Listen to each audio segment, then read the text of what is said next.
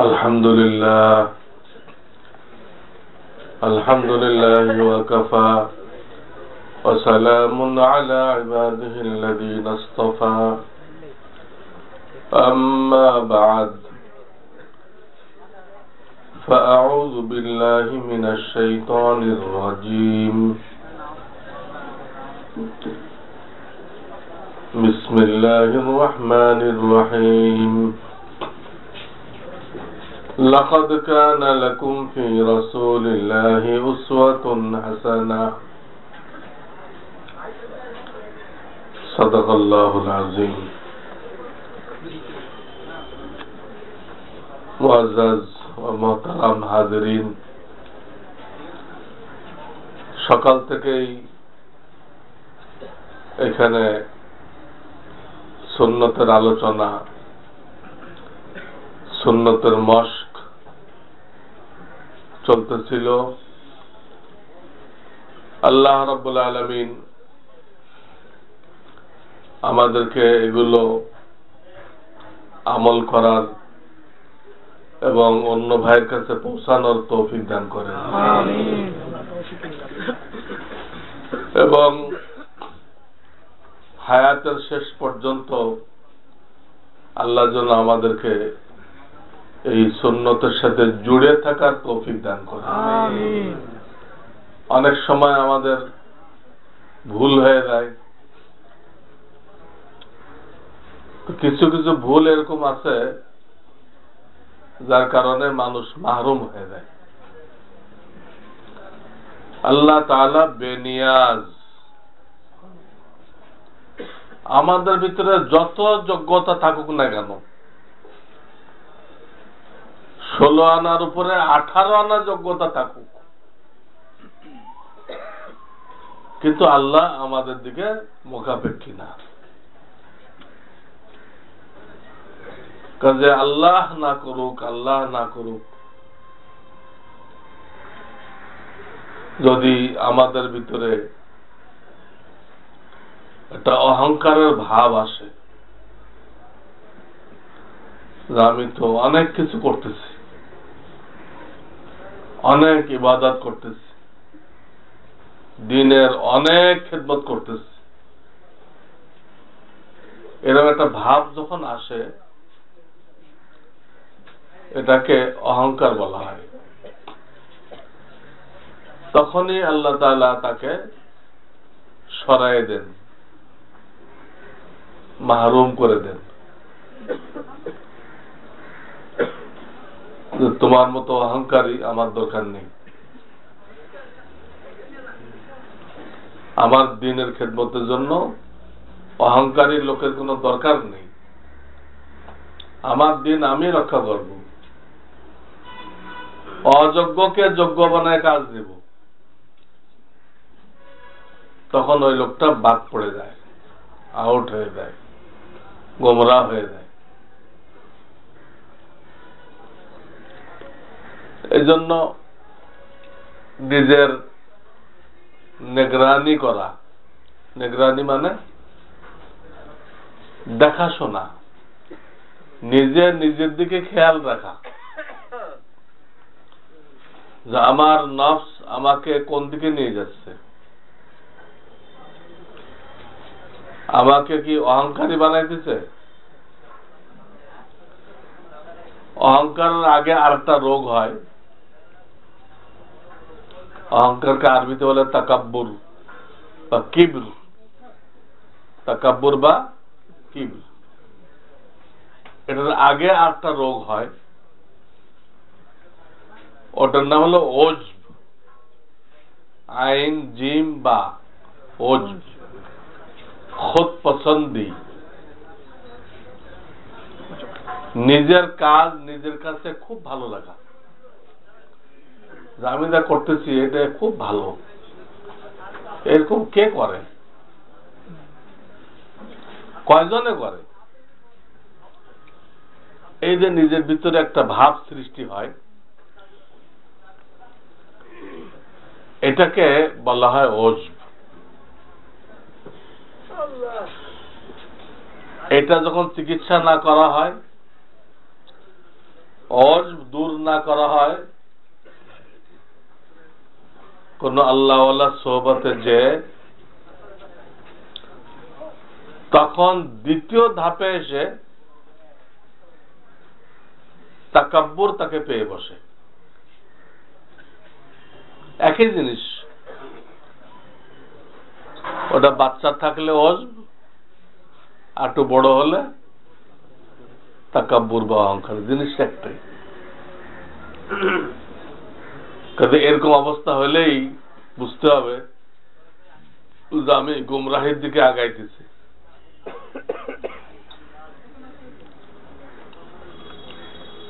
আমি মাহরুমের লাইনের দিকে আগাইতেছি, মাহরুম, বঞ্চিত,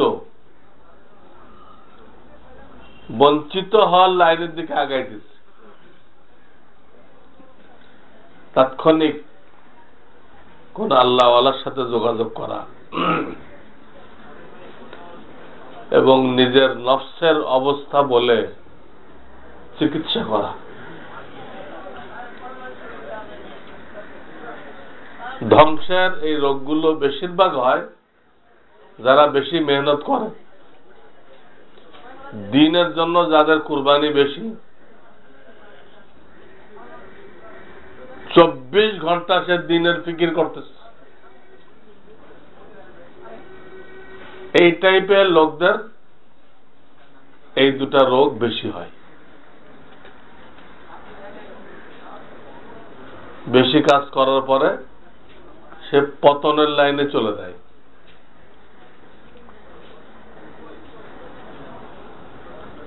দ্বীনের মেহনত যারা বেশি করে তাদের এই জন্য খুব বেশি সতর্ক থাকতে হবে। এটা তো আল্লাহ আপনাকে আমাকে দিয়ে করাই নিচ্ছে, আমাদের কোনো সাধ্য নেই। আল্লাহ তৌফিক না দিলে আমাদের কোনো কিছু করার সাধ্য নেই। আল্লাহ তৌফিক উঠাই নিলে দেখা যাবে যে জিকির, আজকার, ইবাদত, বন্দিকে দূরের কথা, ফরজ ইবাদতটাও ছুটে দিতেছে।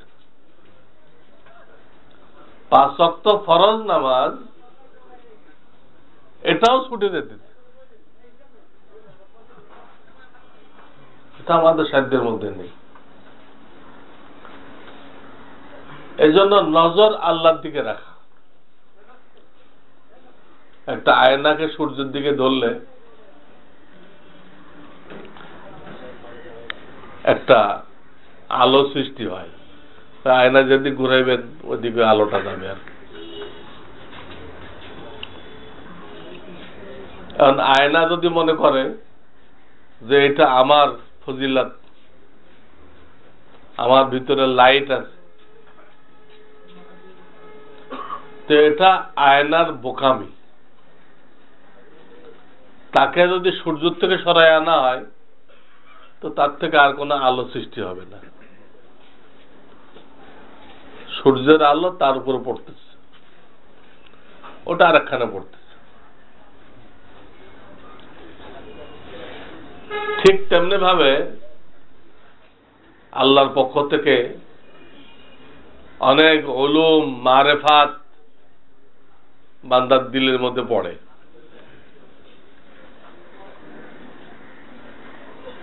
আল্লাহর পক্ষ থেকে বান্দার দিলটা আয়নার মতো এখানে পড়ে।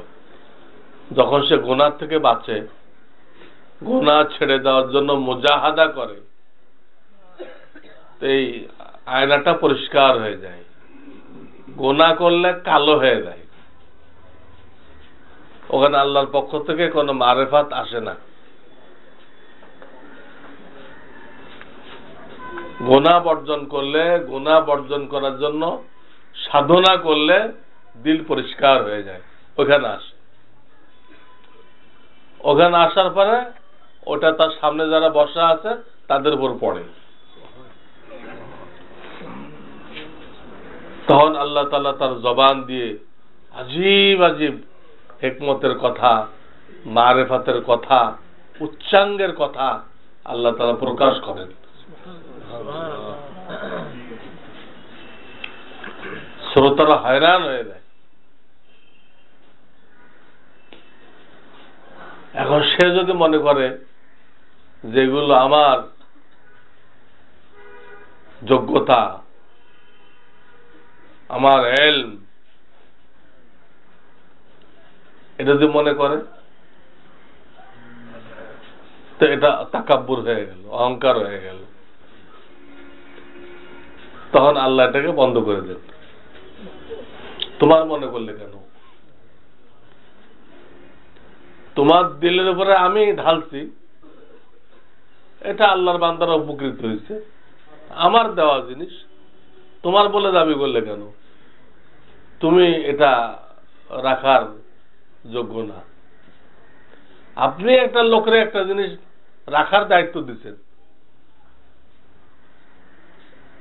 পরে শোনেন যে সে গল্প করে বেড়াইতেছে, ওটা সে মালিক, ওটা মানুষের কাছে গল্প করতেছে, আপনি তার কাছে রাখবেন? তাড়াতাড়ি ফেরত দিবেন। এই বেটা আবার জাল দলিল করে না কি করে, এখন এসে মালিকানা দাবি করতেছে। আল্লাহ দুনিয়াকে উদাহরণ বানাইছেন, দুনিয়াকে নমুনা বানাইছেন। আল্লাহর দেওয়াটা যদি আমরা আমার মনে করি, নিজের মনে করি, তাহলে আল্লাহ ওইটা আমাদের কাছে আর রাখবেন না, নিয়ে দেবেন, মাহরুম করে দিবেন। এই জন্য এটা বড় ভয়ের মাকাম। আল্লাহ যাদেরকে দিয়ে ইবাদত বন্দেগী করাইতেছেন, তাদের বড় ভয়ের মাকাম। কোনোভাবে যেন নিজের দিকে নজর না চলে আসে, নজর যেন আল্লাহর দিকে থাকে। ড্রাইভারের নজর সবসময় সামনে থাকে, নিজের হাত পায়ের দিক থাকে না। ড্রাইভার যে হয় তার নজর সামনে থাকে, তার পায়ের দিকে না। নজর যদি সে সামনের থেকে সরায় তো অ্যাক্সিডেন্ট করবে, হয় খালে পড়বে, না আর এক গাড়ির সাথে লাগাই দিবে। ঠিক দিনের লাইনে আল্লাহ যাদেরকে চলার তৌফিক দিছে, তার নজর আখিরাতের দিকে থাকবে, তার নজর আল্লাহর দিকে থাকবে। আমি করতেছি, নিজের দিকে নজর থাকবে না।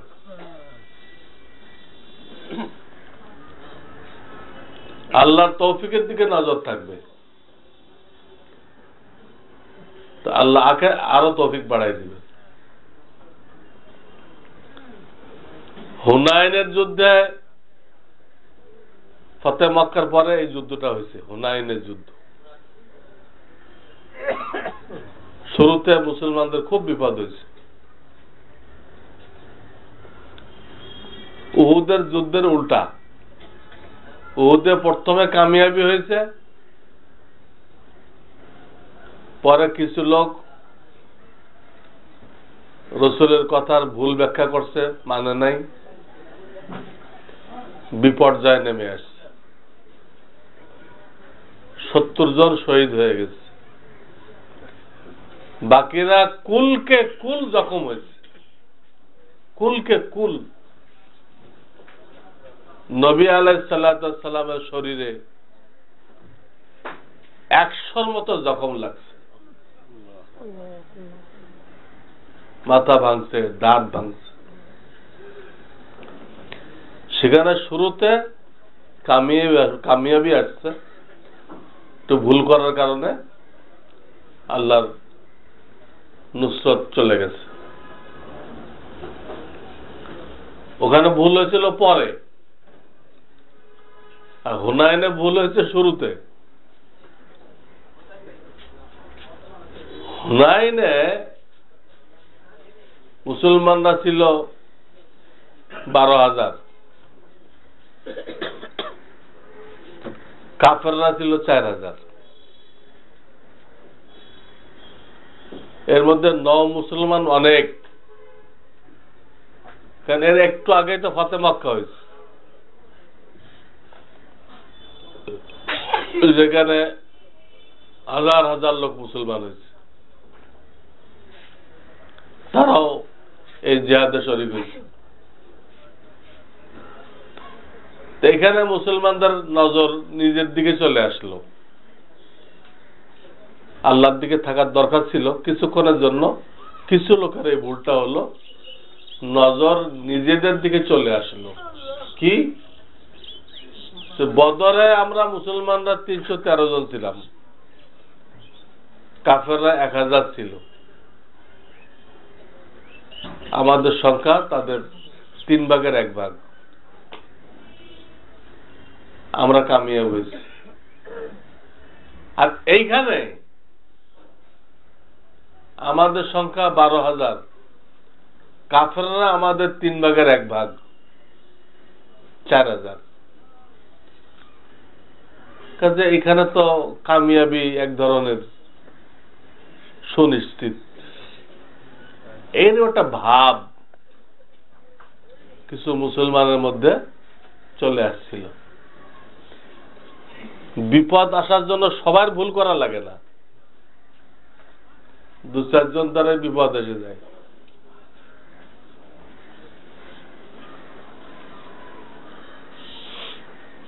মুসা আলাইহিস সালাম এখানে যুদ্ধ করতে গেছিলেন, তো দুশমনরা যখন পরাজয়ের মুখে, দুশমনরা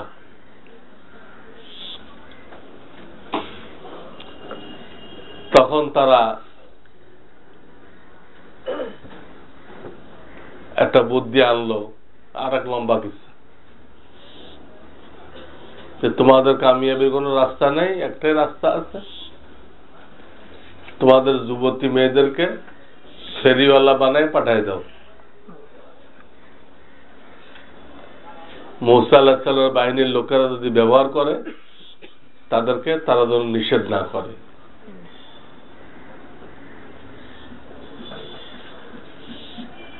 তো 1 জন বা 2 জন ব্যবহার করছে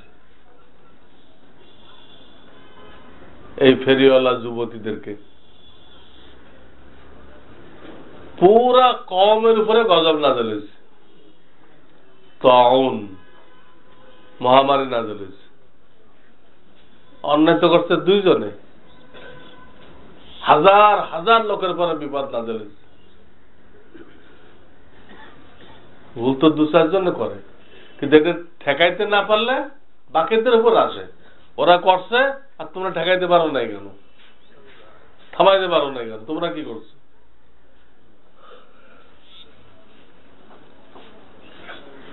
এখানে এরকম কিছু লোক ভুল করছিল, নজর নিজের দিকে আসছিল। বন্ধ রাখি মোবাইলগুলো, সাইলেন্ট করে রাখি। আল্লাহু আকবার। নজর নিজের দিকে আসার কারণে তো কোরআন শরীফে আছে, ইয আ'জাবাতকুম কাসরাতুকুম ফালাম তুগনি আনকুম শাইআ। তোমাদের কোনো ফায়দা হয়নি।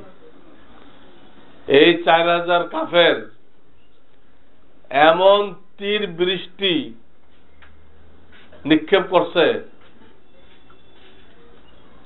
মুসলমানরা ছত্রভঙ্গ হয়ে গেছে, ময়দান খালি হয়ে গেছে।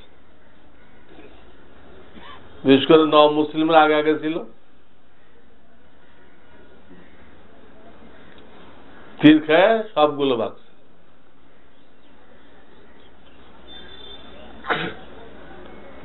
ময়দান খালি। নবী আলাইহিস সালাম ময়দানে রয়ে গেছেন, 12 জন সাহাবায়ে কেরাম সহ। নবী আলাইহিস সালাম সেদিন কবিতা পড়ছিলেন। ওনার জীবনে তো আর কবিতা পড়তে শোনা যায় নাই, ওই দিন পড়ছেন। আনা নবিউল্লাহ কাযিব আনা ইবনু আব্দুল মুত্তালিব। আমি সত্য নবী, মিথ্যা নবী না। আর আমি আব্দুল মুত্তালিবের বেটা। আব্দুল মুত্তালিব সম্পর্কে পুরো আরবরা জানতো, কত সৎ লোক, কত ভালো মানুষ ছিল। নিজেকে দাদার দিকে সম্পৃক্ত করলেন, এটা জায়েজ আছে। দাদার দিকে সম্পৃক্ত করা জায়েজ আছে, দাদাও বাপ। আমি বলতেছিলাম যে রসুল সাথে সাল্লাল্লাহু আলাইহি ওয়াসাল্লাম এই মুহূর্তে কিছু সাহাবী ভুল করলো, তাদের দৃষ্টি নিজেদের দিকে আসলো, আল্লাহ সাহায্য সরাই নিয়ে গেলেন। পরে আবার যখন নাকি দিলের ইসলাহ হয়েছে, নজর আল্লাহর দিক চলে গেছে, আবার সব এক জায়গায় হয়েছে, তখন আল্লাহর মদদ নাযিল হয়েছে, সাহায্য আসছে এবং তারা কামিয়াব হয়ে গেছে। হুনাইনের যুদ্ধে কামিয়াব হয়ে গেছে। এটা তো সর্ব অবস্থায় নজর আল্লাহর দিকে, এই কথাটা জেনে রাখতে হবে। তাহলে ইনশাআল্লাহ সে লাইনচ্যুত হবে না, আউট হবে না, আল্লাহ তাকে বঞ্চিত করবে না। দৃষ্টি নিজের যোগ্যতার দিকে আসলে আল্লাহ বঞ্চিত করেন, নিজেকে মিটাই দিতে হবে। ধরলাম আপনি অনেক কিছু করেন, 24 ঘন্টা কাজ করতেছেন আপনি, তাও এই জন্য পড়াই করা যাবে না। আপনাকে আমাকে মনে করতে হবে কাজ তো আমি করতেছি, কিন্তু এটা কবুল হওয়ার গ্যারান্টি কি? কাজ করলে হয়ে গেল, তো কবুল হইতে হবে না?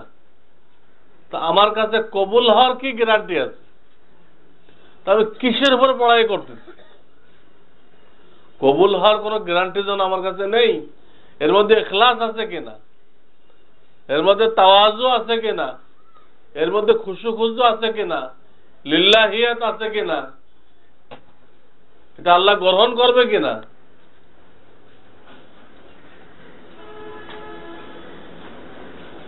এটা তোমার জানা নেই। তাহলে এত কাজ করলে লাভটা কি? এই কথা মনে করতে হবে, এই কথা মনে করতে হবে। মুফতি শফি রহমাতুল্লাহ কিসসা শোনাইতেন, মুফতি আজম পাকিস্তান, যে একটা মেয়েকে বিবাহের আগে খুব সাজানো হয়েছে, তো খুব ভালো দেখা যেতেছে, ভালো লাগতেছে। তো তার সব বান্ধবীরা প্রশংসা করতেছে, তুমি এত সুন্দরী দেখা যাচ্ছ বলার মতো না। অনেকে প্রশংসা করতেছে, প্রত্যেকে তার মতো করে প্রশংসা করতেছে, কিন্তু মেয়েটার মুখের মধ্যে কোনো খুশি নেই। পরে কেউ জিজ্ঞেস করলো, ভাই বোন, তুমি কি আমাদের কথাগুলো বিশ্বাস করতেছো না? তুমি যে এত সুন্দরী দেখা যাইতেছ, তোমার লেবাস পোশাক এত মানানসই হয়েছে, তুমি কি বিশ্বাস করতেছো না? তো মেয়েটা বলল যে এখানে বিশ্বাস অবিশ্বাসের কিছু না, কথা হলো যে তোমরা যে প্রশংসা করতেছ, তোমরা তো প্রশংসা করে চলে যাইবা, এতে তো আমার 1 পয়সা কোনো লাভ হবে না। কিন্তু আমাকে যার জন্য সাজাইছো, সেই স্বামী যদি আমাকে পছন্দ করে, তোমাকে খুব ভালো লাগতেছে, তাহলে আমি কামিয়াব। ওই একজন যদি আমাকে প্রশংসা করে, আমি কামিয়াব। তোদের নাও করো, কিছু আসে যায় না। কিন্তু তোরা সবাই প্রশংসা করে দিলা, আর যার কাছে পাঠাইলা তার কাছে আমি ভালো লাগলাম না, আমি পছন্দ হইলাম না, তোমাদের এই ভোটের কি দাম আছে? তোমাদের এই গণতন্ত্রের কি ফায়দা? ঠিক এরকম মানুষ আপনার আমার ইবাদতে অনেক প্রশংসা করতে পারে, এই প্রশংসায় কোনো লাভ হবে না। যার জন্য করতেছি সেই মাবুদ যদি কবুল করেন তাহলে কাজে লাগবে, তাহলে কাজে লাগবে। আর কবুল হওয়ার কোনো গ্যারান্টি আমাদের কাছে নেই, এটা মৃত্যুর সময় জানা যাবে। মৃত্যুর সময়, মৃত্যুর আগে জানা যাবে। মৃত্যুর আগে একটা মুহূর্ত আসে যখন মানুষের জবান বন্ধ করে দেওয়া হয়, চোখ খোলা থাকে। ওই সময় তার পুরা জীবনের আমল এবং তার বিনিময় দেখাই দেওয়া হয়, কি আমল করছে এবং তার ফলাফল কি, জান্নাত না জাহান্নাম, তা দেখাই দেওয়া হয়। কিন্তু এটা যে বলে যাবে এটা সুযোগ নেই, তার আগেই জবানে তালা দিয়ে দেওয়া হয়েছে, চাইতে দেখে। তখন যদি তার চোখের কাছে আপনি আঙ্গুল নিয়ে আসেন তো পলক মারবে না। কেন পলক মারবে না? সে এই জগতের কিছু দেখতেছে না, আপনার আঙ্গুল সে দেখতেছে না, সে আর এক জগতেরটা দেখতেছে। তার জীবনের আমল নামার পরিণাম দেখতেছে, ওটা দেখার পরে মৃত্যু হয়। তো ওর আগে ওই সময়ের ইমান কিন্তু গ্রহণযোগ্য না। ফিরআউন ওই সময় ইমান আনছিল, ওই সময়ের ইমান গ্রহণযোগ্য না। তাকে নাজার হালাত বলে, জান কান্দানের হালাত বলে, আরবিতে বলে গরগরা। ইন্নাল্লাহ ইয়াকবালু তাওবাতাল আবদ মা লাম ইউগরগির। গরগরার আগ পর্যন্ত, নাজা এর আগ পর্যন্ত আল্লাহ তাআলা বান্দার তওবা কবুল করেন। মৃত্যুর আগে জান্নাত জাহান্নাম যখন সামনে আসে, ফেরেশতারা আসে পড়ে, হয় 500 রহমতের ফেরেশতা আসে, না হয় 500 গজবের ফেরেশতা আসে। 500 আসবে, রহমতের না গজবের, তা তার আমল অনুযায়ী। এই জন্য এই জিনিসটা আমাদের খুব বেশি খেয়াল রাখতে হবে, আমাদের দৃষ্টি যেন আমাদের নিজেদের দিকে না আসে, দৃষ্টি যেন আল্লাহর দিকে থাকে। তাহলে ইনশাআল্লাহ আল্লাহ আমাদেরকে এই লাইনের উপরে টিকায় রাখবেন। আর এর সাথে এটাও বলে দিচ্ছি, আমাদের দায়িত্ব কি।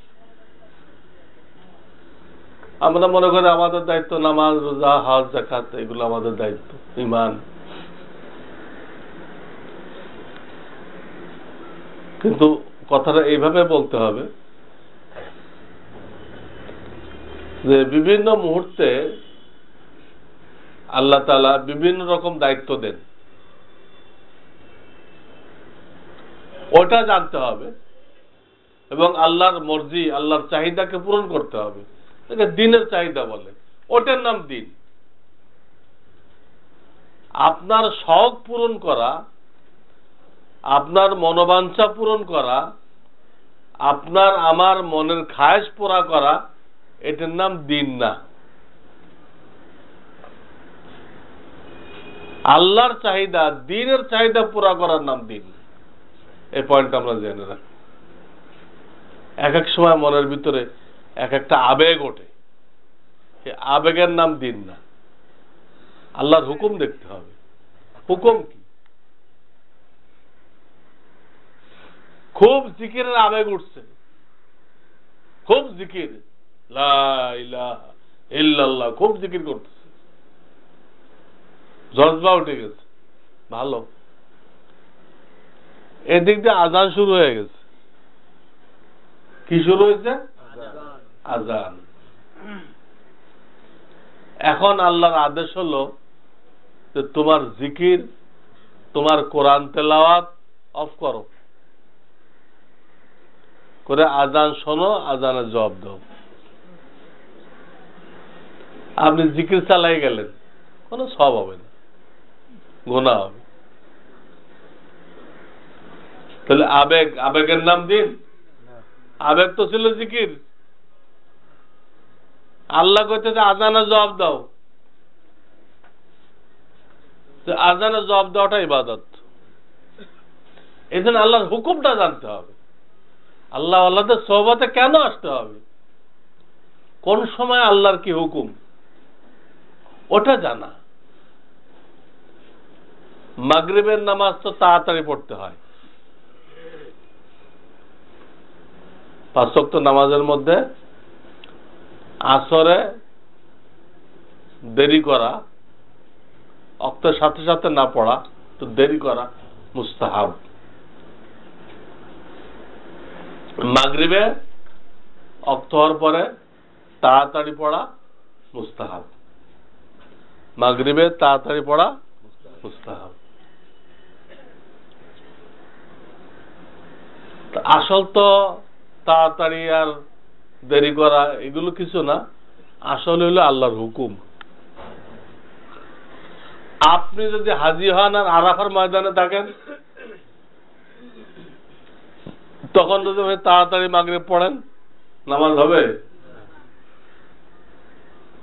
তাড়াতাড়ি মাগরিব পড়তে হয় না, আরাফার ময়দানে তাড়াতাড়ি পড়ে নিলে নামাজ হবে?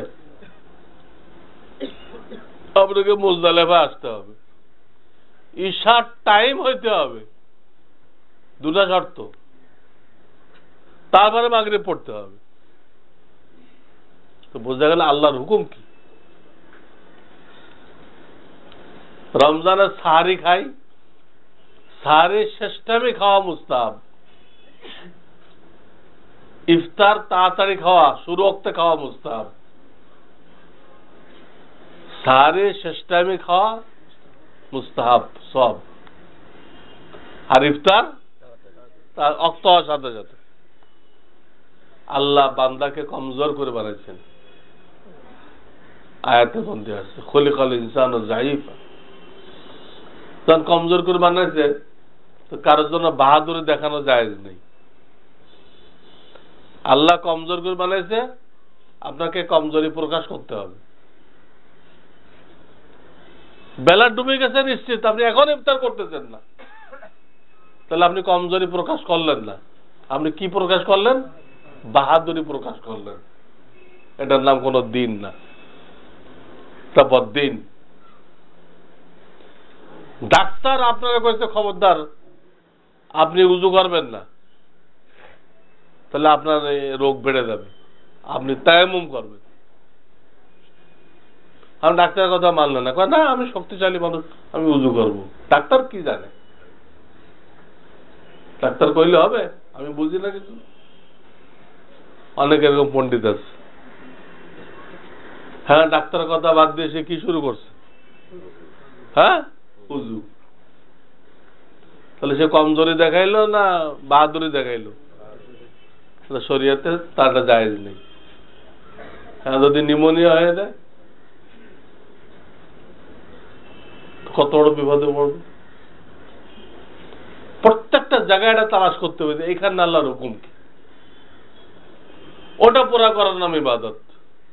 আপনার চাহিদা পূরণ করার নাম ইবাদত না। বেদাতিরা বেদাতি হয়েছে কেন? তারা চাহিদা পূরণ করার নাম রাখছে ইবাদত। তার বাপদাদা ইয়া নবী পড়ে আসছে, সেটা পছন্দ করে, সেটা পড়বে। যত ফতোয়াদের আপনি মানবে না, তার চাহিদা হলে এইটা টান না দিলে, ইয়া হাবিব টান না দিলে তার হবে না। এটা দিন না। দিন হলো দুরূদ শরীফ একা পড়েন। দিন কি? দুরূদটা সহি হইতে হবে, একা পড়তে হবে, লিড নেই এখানে, এটা দিন। আর আপনি যারা করতেছেন তা আপনি চাহিদা পূরণ করতেছেন, ওটা দিন না। দুরূদ শরীফটা সহি হইতে হবে, ইয়া নবী এটা গলত। সহি হইতে হবে, একা পড়তে হবে। আপনার দুরূদ সহি নেই আর পড়তেছেন আর একজনের নেতৃত্বে, সেটা দিনের কিছুই না, এটার নাম বেদাত। দিনের চাহিদা পূরণ না করে নিজের চাহিদা পূরণ করা, এটার নাম বেদাত। অনেক ছাত্র আসে আমাদের কাছে, হুজুর আমার তো দাওরা পড়া হয়ে গেছে, এখন মুফতি পড়ার খুব ইচ্ছা, খুব ইচ্ছা। ছোটকাল থেকে আমার মুফতি হওয়ার ইচ্ছা আমাদের আসে। আমরা জিজ্ঞেস করি তোর আব্বা আম্মা কি বলতেছে, ওনারা রাজি নেই। কেন?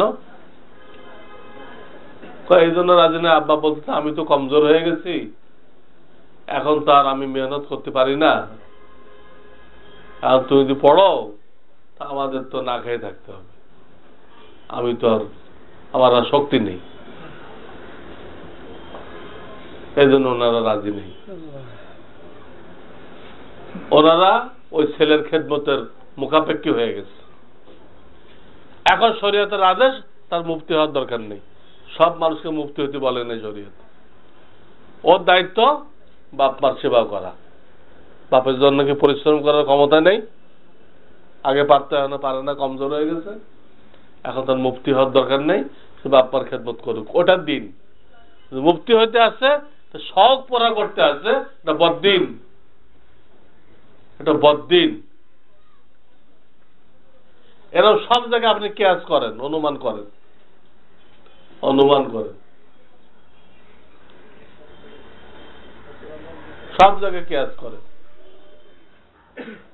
আপনার বাপ মারাত্মক অসুস্থ, সর্বক্ষণ তার সেবা করা লাগে, এখন যদি আপনি জামাতে আসেন তাহলে উনি খুব বিপদে পড়বেন। কিন্তু আপনার জজবা উঠছে আমার জামাতে নামাজ পড়তেই হবে, খুব জজবা উঠছে, তো আপনি জামাতে চলে আসলেন, বাবা দিদি খাটাতে পড়ে গেল বা একটা অ্যাক্সিডেন্ট করল, এটা আপনি জজবা পুরা করলেন। আপনার এই জামাতে আসা, হ্যাঁ, এটা দিন না, এটা বদ্দিন। এই সময় বাপের পাশে থাকাটা কি ছিল? ওটা দিন ছিল। আল্লাহ আপনাকে জামাতে আসতে বলে না, এখন বাপের পাশে থাকতে বলছে, বাপের পাশে থাকতে বলছে।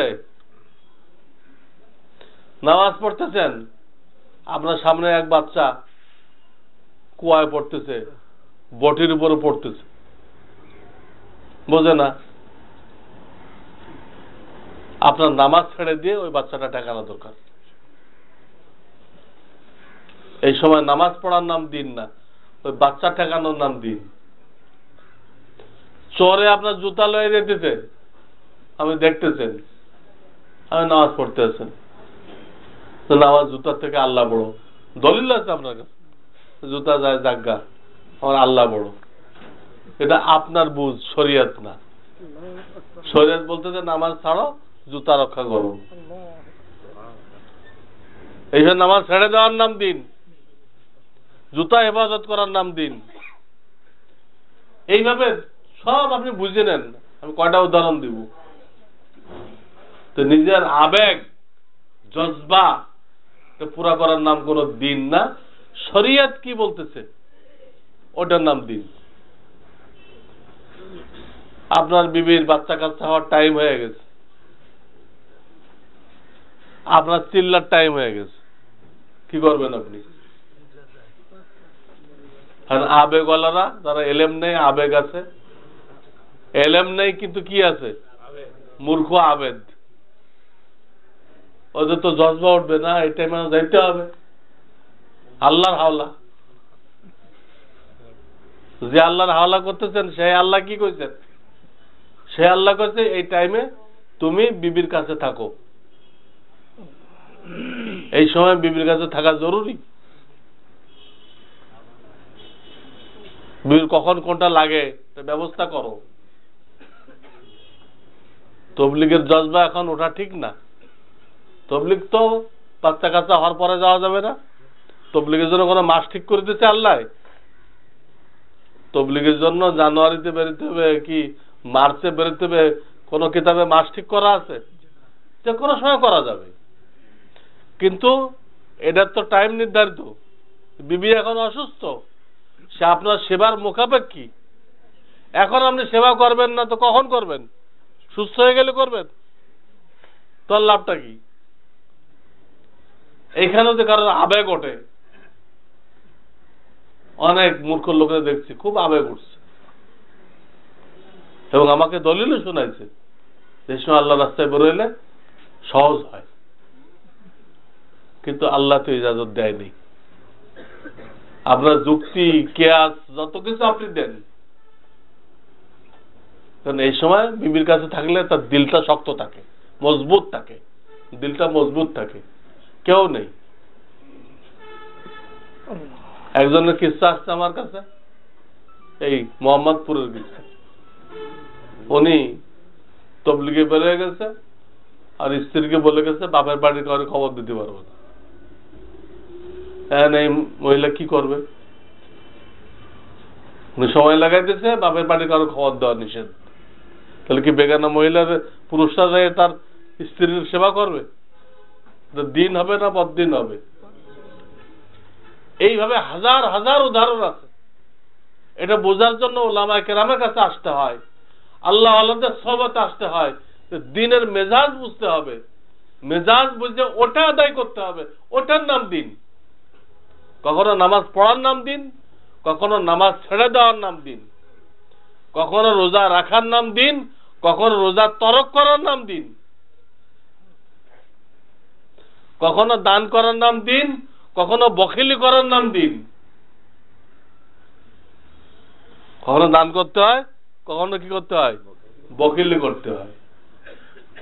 পেশাদার ভিক্ষুক আসছে, পেশাদার, এর কাজই এটা, ভিক্ষা করা। তো তারা না দেওয়া বখিলি করলেন, এই বখিলি করার নাম দিন। এইটা বুঝতে হবে, এটার নাম হলো এলমে শরিয়াত।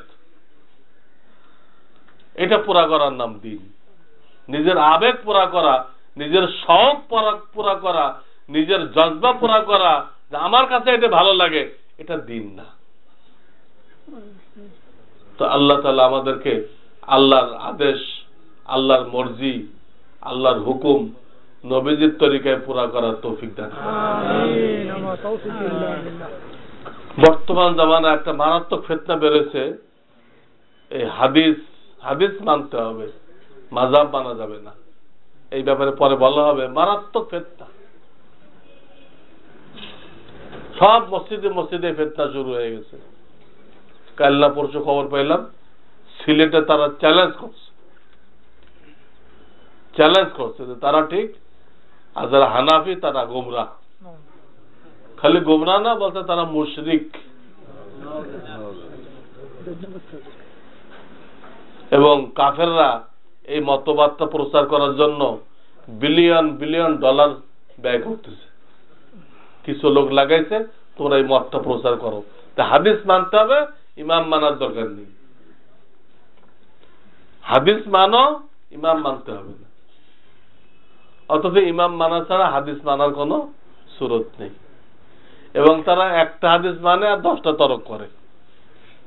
যারা হাদিস মানার দাওয়াত দিচ্ছে তারা 2-4টা মানে আর অস্বীকার করে হাজার হাজার। এই ব্যাপারে আমার ধারাবাহিক লেখা ছাপতেছে। বসুন্ধরা থেকে একটা পত্রিকা বের হয় মাসিক, এটার নাম হলো আল আবরার। ওখানে ধারাবাহিক আমার একটা লেখা ছাপতেছে, এই মতবাদটা গোমরাহ কেন। ওই মতবাদ যে গ্রহণ করবে, তবে হাদিস মানবো মাযহাব মানবো না, শেষ পর্যন্ত বেঈমান হয়ে যাবে, একদম বেঈমান হয়ে যাবে। তো এটা আপনারা ওখান থেকে পড়বেন। 5 সংখ্যা ছাপা হয়ে গেছে, ওটা অন্তত 10-15 সংখ্যায় ছাপা হবে। কোরআন হাদিসের দলিল দিয়ে মাযহাব মানাটাই যে ঠিক, এর উপরে সমস্ত দুনিয়ার উলামাদের ইজমা হয়ে গেছে। সেই তাবেঈনদের যুগে ইজমা হয়ে গেছে। ইজমার খেলাফ করলে কত বড় গোমরাহি, সব সেখানে আছে। আমি শুধু ইঙ্গিত করলাম যে বর্তমান সময়ের একটা বড় ফিতনা, এটা বড় ফিতনা। আমাদেরকে বেঈমান মুশরিক বলতেছে, অথচ এত বছর ধরে কেউ এই ধরনের কথা বলে নাই। 4 মাযহাবওয়ালারা মিলে জুলে মহব্বতের সাথে রয়েছে। আমরা আমিন আসতে বলি, এটাও সুন্নত। কোন মাযহাবওয়ালা জোরে বলে, এটাও সুন্নত। আমরা তাদেরকে ফাসেক বলি না। তো এরা আমাদেরকে বেঈমান বলতেছে। এই ফেরকাটা ইংরেজরা জন্ম দিছে, এরা আবির্ভাব হওয়ার পরে এই মাযহাবওয়ালাদেরকে কাফের ফতোয়া দেওয়া হয়েছে। তো ইনশাআল্লাহ এদের ব্যাপারে বলা হবে, আপনারা সতর্ক থাকেন। আর আপাতত আমি জানার জন্য ওই পত্রিকার কথা বলে দিলাম, পড়তে থাকেন। কিছু এলেম লাগবে। গুমরাহি থেকে বাঁচতে হলে কত দিক দিয়ে হামলা আসতেছে, মুসলমানদের ইমানের পরে চতুর্মুখী হামলা হইতেছে। এই হামলাতে বাঁচার জন্য কিছু পড়াশোনা আমাদের রাখতে হবে। আল্লাহ আমাদেরকে তৌফিক দান করেন।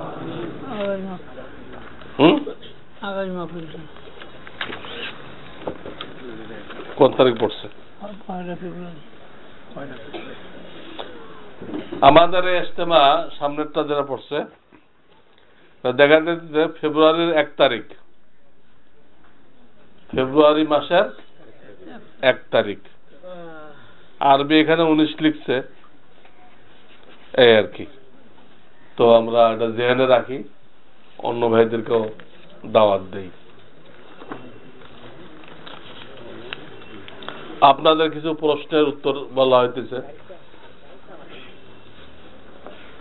ইশরাকের নামাজ সূর্যোদয়ের কত মিনিট পর পড়া উচিত?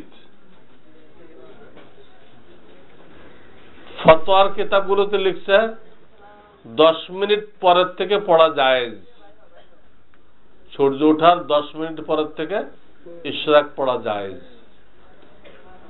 তো আমার পীর ও মুর্শিদ যিনি ছিলেন হযরত মাওলানা শাহ আবরারুল হক রাহমাতুল্লাহ আলাইহি, উনি বলতেন তোমরা 15 মিনিট পরে ইশরাকের নামাজ পড়ো। সূর্য ওঠার 15 মিনিট পরে ইশরাকের নামাজ পড়ো। তো উনিও মুফতি ছিলেন, অনেক বড় মুফতি ছিলেন। উনি কুতবুল আলম হযরত জাকারিয়া রাহমাতুল্লাহ কাছে বুখারী পড়ছেন।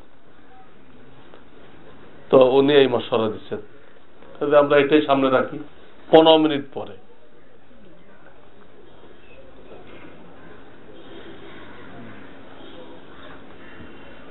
কি লিখছে?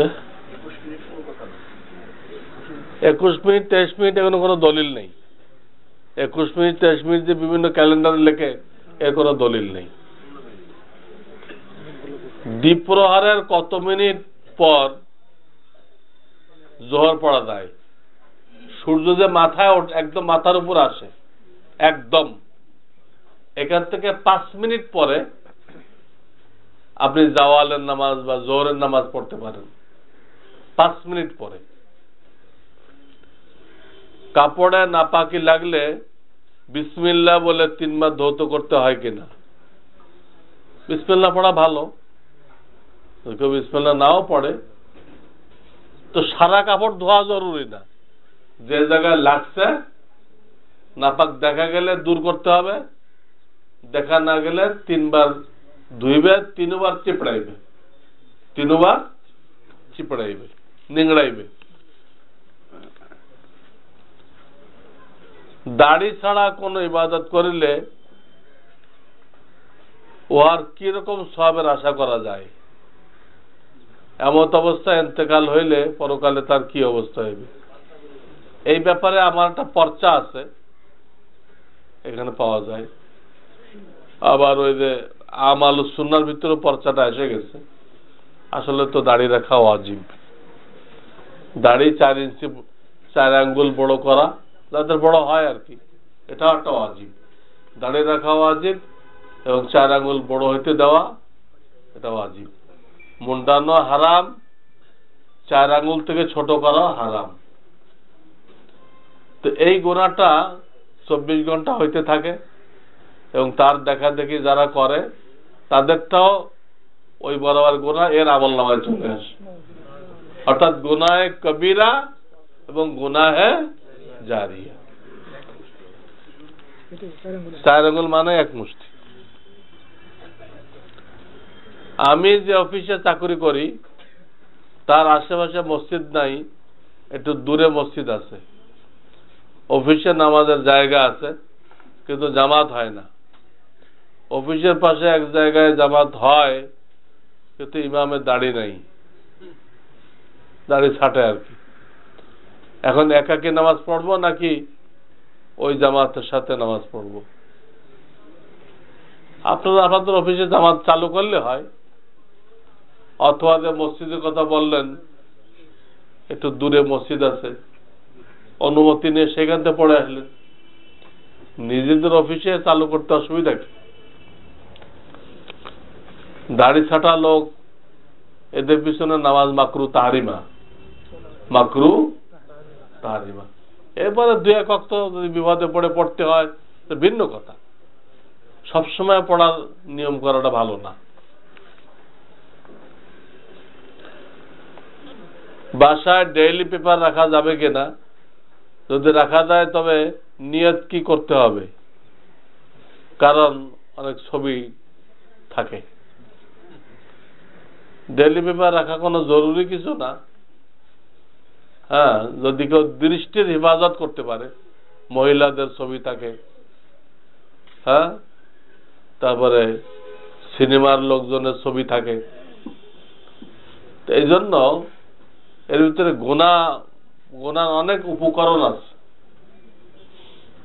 মুরব্বীরা বিশেষ প্রয়োজনে যদি দেখে, আমাদের হুজুরদের দেখতে হয় যারা দায়িত্বশীল, তো কোনো দিক দিয়ে ইসলামের উপর আঘাত আসলে জনগণকে বুঝাইতে হয়। এরকম কারো কোনো জরুরত থাকতে পারে, সে দেখবে কিন্তু দৃষ্টির হেফাজত করে এবং এটা লক করে রাখবে। কারণ আপনি যখন থাকবেন না, আপনার বাচ্চা কাচ্চা ওই সিনেমার পাতা খুলে নিয়ে দেখবে, আপনার কোনো খবর নেই, সব নষ্ট হয়ে যাবে।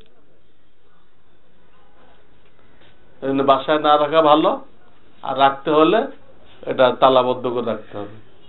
আপনার যতটুকু জরুরত সেরে তালা বন্ধ করে রাখবেন। জনৈক ব্যক্তির 2টা কিডনি নষ্ট হয়ে গেছে, তার এক মহিলা আত্মীয় স্বেচ্ছায় একটা কিডনি দান করতে চায়, এটা নেওয়া যায় যাবে কিনা? কিডনি দান করার অধিকার নেই কারণ, এটাকে আল্লাহ মালিকানা, আমাদেরকে মালিকানা দেন নাই, সেই মহিলার জন্য দান করার অধিকার নেই। আর যার নষ্ট হয়েছে তার নেওয়া জায়েজ নেই। বিকল্প কি? বিকল্প কোনো কিডনি পাওয়া যায় কিনা, অথবা কোন জানোয়ারের কিডনি লাগাইলো। এক মাস্টার সাহেবের কথা শুনছিলাম, ওনাকে বানরের কিডনি লাগানো হয়েছিল। কিসের? উনি দীর্ঘদিন সুস্থ ছিলেন। এটা জায়েজ, কিন্তু মানুষের একমাত্র রক্ত নেওয়া যায় বিপদের সময়, কোন অঙ্গ নেওয়া যায় না, দেওয়া যায় না। এটা আল্লাহ তাআলা মালিকানা দেন নাই, মালিকানা দেন নাই। আর মালিকানা না দিলে কারটা দান করতেছেন? হ্যাঁ, আপনার মালিকানা নেই, আর একজনের জমি আপনি মসজিদে লিখে দিলেন, দান লিখে দিলেন, কি হলো? আর একজনের জমি আপনি এক মসজিদে দান করে দিলেন, তো পাগল কবে না লোকেরা? এটা এরকম। আমরা অফিসে যখন জামাতে নামাজ পড়ি তখন একাধিকবার ছোট জামাত হয়, তখন কি ইকামত আলাদা আলাদা ভাবে দিবে? এসব জায়গায় আলাদা ইকামত দিবে। তো মসজিদে যদি বিশেষ কারণে দ্বিতীয় জামাত করে, না করা উচিত।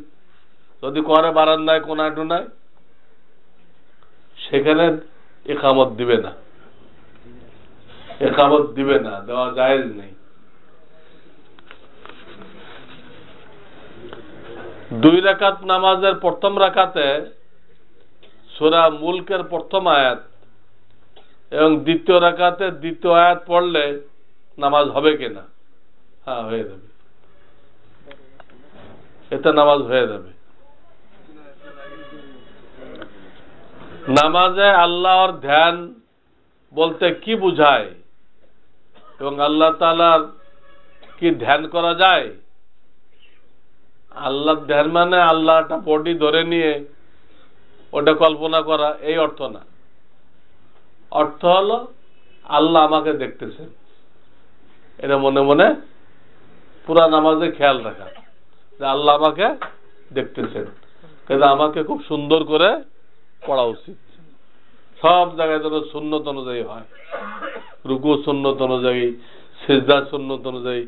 এটাকে আল্লাহর ধ্যান, আল্লাহর সত্তার ধ্যান না। আল্লাহর সত্তা আমাদের দিমাগে আসবে না। তাহলে আল্লাহর ধ্যানের অর্থ হলো আল্লাহ আপনাকে আমাকে দেখতেছেন, এটা মনে করা। কাপড়ের মোজার উপরে মাসা করা যাবে কিনা? নর্মাল যে সুতার মোজা, এতে মাসা করা জায়েজ নেই, কিন্তু যদি তেরেপল টাইপের হয়, ট্রাকের মধ্যে দেয় না, এটা দিয়ে যদি মোজা বানান, চামড়ার না কিন্তু, ওটা চামড়ার কাছাকাছি, তো ওর উপরে কি করা যাবে? মাসা করা যাবে। ইস্তেখারার নামাজ পড়ার নিয়ম আছে কিনা? হ্যাঁ, ঘুমানোর আগে উজু করে 2 রাকাত নামাজ পড়বেন। 2 রাকাত নামাজ পড়ে একটা দোয়া আছে, আমার লেখা মসনুদ দোয়ার মধ্যে লেখা আছে, ওই দোয়াটা পড়বেন। ওই দোয়ার মধ্যে 2 জায়গায় আছে হাযাল আমর, 2 বার কি আছে? ওই জায়গায় ওই কাজটার নিয়ত করবেন, যে কাজটার ব্যাপারে আপনি ইস্তেখারা করতেন, যে এই কাজটা আমি করবো কিনা, এই ব্যবসা করবো কিনা, এই মেয়েটাকে বিবাহ করবো কিনা, ওই হাযাল আমরের জায়গায় ওটা নিয়ত করবেন যে এই কাজটা, এই মেয়েটা বিবাহ করবো কিনা, এরকম নিয়ত করবেন। করে মনে মনে খেয়াল করবেন, করে পবিত্র অবস্থায় ঘুমায় যাবেন। ঘুমায় যায় খারাপ কিছু না দেখলে এটাই দলিল যে এটার মধ্যে খায়ের আছে, ভালো, এটার মধ্যে কি আছে? খায়ের আছে। মহিলারা কি পীরের কাছে মুরিদ হইতে পারবে? হ্যাঁ, তারা স্বামীর মাধ্যমে হবে। তাদের প্রত্যেকটা চিঠিতে স্বামীর বা ভাইয়ের বা ছেলের দস্তখত থাকা জরুরি। কারণ আত্মার যে রোগগুলো, আত্মার ব্যাধি চিকিৎসা করা ফরজ না? তো ফরজ কি খালি পুরুষের? তাদের মধ্যে তাকাব্বুর নেই, তাদের মধ্যে হিংসা নেই, 10টা রোগ তো তাদেরও আছে। রোগ যখন আছে তাদেরও চিকিৎসা করানো ফরজ। কিন্তু তারা পীর যেহেতু মানে বেগানা, এই বেগানা হওয়ার কারণে ডাইরেক্ট চিঠি আদান প্রদান করতে পারবে না। তার প্রত্যেকটা চিঠি পড়ে তার স্বামী বা তার বাপ বা তার ভাই বা তার ছেলে, যে কোনো মাহরাম সাইন করে দিবে। এছাড়া কোনো হক্কানি পীর কোনো মহিলার চিঠি গ্রহণ করবে না, করলে সে হক্কানি থাকবে না। তো সার কথাই তাদেরও অন্তর রোগের চিকিৎসা করানো জরুরি। সুবহানাল্লাহি ওয়া বিহামদিহি সুবহানাল্লাহিল আযীম। আল্লাহুম্মা সাল্লি আলা সাইয়্যিদিনা মুহাম্মাদিন নাবিয়্যিল রব্বানা লা তুযিগ কুলুবানা বা'দা ইয হাদাইতানা ওয়া হাব লানা মিন লাদুনকা রাহমাহ ইন্নাকা আনতাল ওয়াহ্হাব। ইয়া হাইয়্যু ইয়া কাইয়্যুম, ইয়া হাইয়্যু ইয়া কাইয়্যুম বিরহমাতিকা নাস্তাগীথ أصلح لنا شأننا كله ولا تكلنا إلى أنفسنا طرفة عين. يا أول الأولين يا آخر الآخرين يا ذا القوة المتين يا راحم المساكين يا أرحم الراحمين يا حي يا قيوم. اللهم إنا نسألك رضاك وجنتك ونعوذ بك من غضبك ومن النار. سبحان ربك رب العزة عما يصفون وسلام على المرسلين والحمد لله رب العالمين.